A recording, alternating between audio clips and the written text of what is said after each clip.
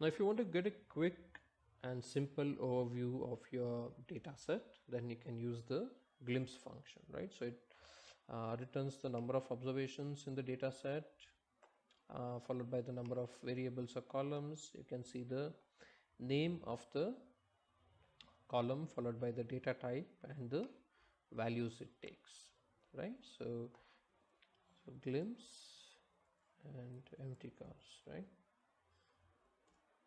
So here you can see the same output that we are seeing in the slide. Okay, if you want to test if a particular data set is a tibble, then you can use the is_tibble function, right? So we can see if empty cars is tibble, right? is_tibble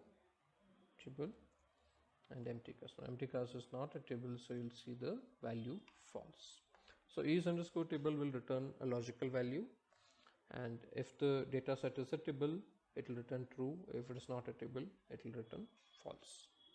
We can also check if a particular column is present in a data set, right? So for example, here we check if the column name CYL, which stands for cylinders, is present in the empty cars data set, and it returns the value true because that column name is present in the empty cars data set.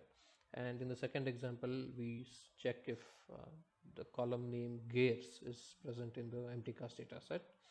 It returns false because the name of the column is gear, right? It's not gears, it is instead gear.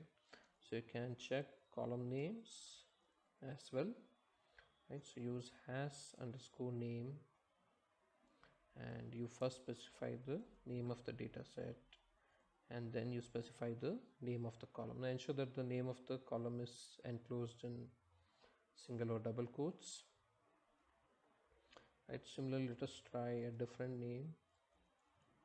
Instead of CYL, we'll say CYLS, and you can see false, right? Because this particular name is not present in the data set.